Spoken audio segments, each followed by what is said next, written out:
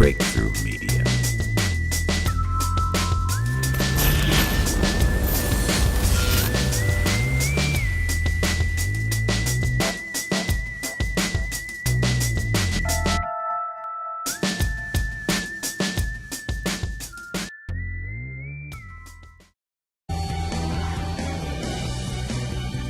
Once upon a time, I was a liberal. But liberalism has changed, and I will no longer be a part of an ideology or political party that represents everything that contradicts my values of unity, equal opportunity, personal empowerment, compassion, and love. So I am walking away. And I encourage all of you to do the same. Walk away.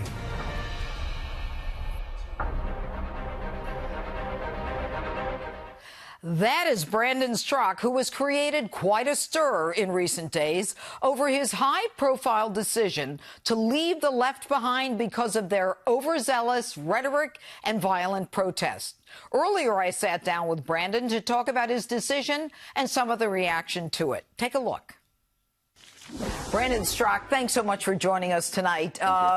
You are a very interesting man. And let me just say that you have been a lifelong liberal. Yes. And then you drifted.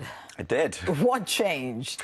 Well, I just became more aware as time went on that, you know, the identity politics and the politically correct culture was getting very out of control. But in terms of me actually switching parties, it was after the election of Donald Trump because I voted for Hillary, and I was on Facebook crying, wondering what had gone wrong, what happened to the good people of Middle America.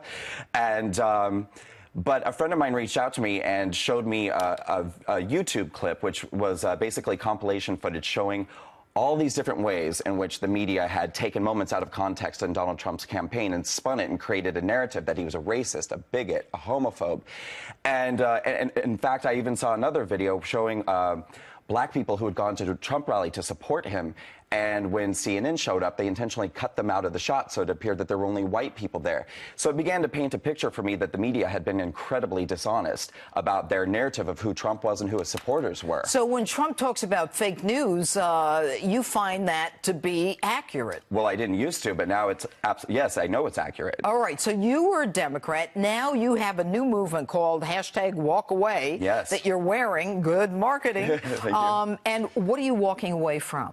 Well, I'm walking away from the Democrat Party, and I'm also walking away from the divisive, hateful, and now I think we're on the brink of almost violent rhetoric that's coming from the left. Okay. The complete lack of civility. I mean, the complete lack of being able to sit down and even have a civil discourse about our different political beliefs.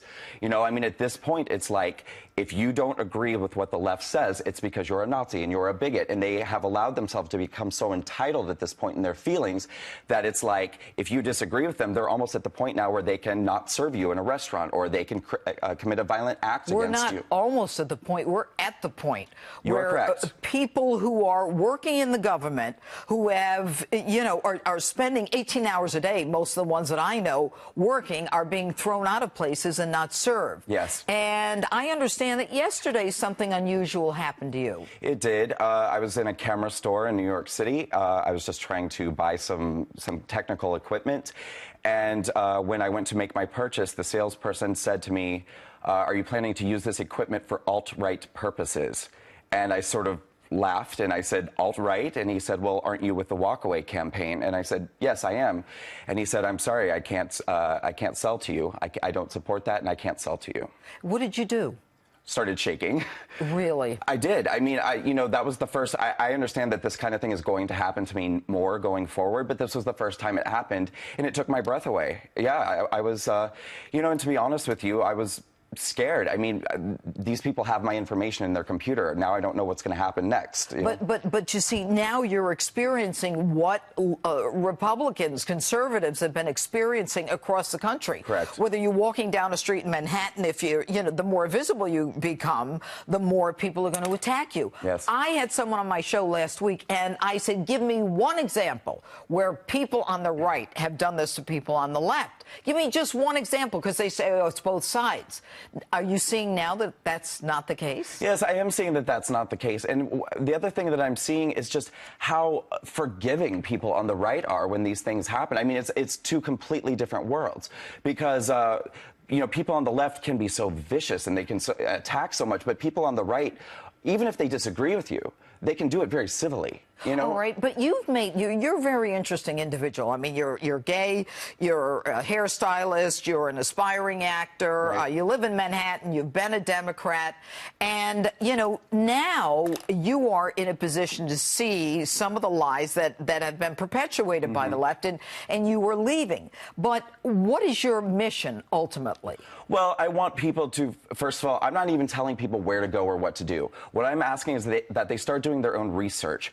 Stop believing everything that they hear just because CNN says it or MSNBC or the New York Times. Do your own research, do your own facts, and you'll be surprised what you find out. But ultimately, particularly for minorities in America, racial minorities, LGBT people, I want them to become aware that the Democrat Party doesn't actually support them. They're actually using them, and they're actually manipulating their fears and concerns to get them to vote the way they want them to vote and behave the way they want them to behave. All right. I want to empower these people. You've made a decision not to even identify the people who didn't want to serve you yesterday. Right. And to that, we give you credit. Brandon Straka, thanks so much for being with Justice tonight. Thank you. Did you know that only 6 corporations control 90% of what millions of Americans see, hear, and read every single day?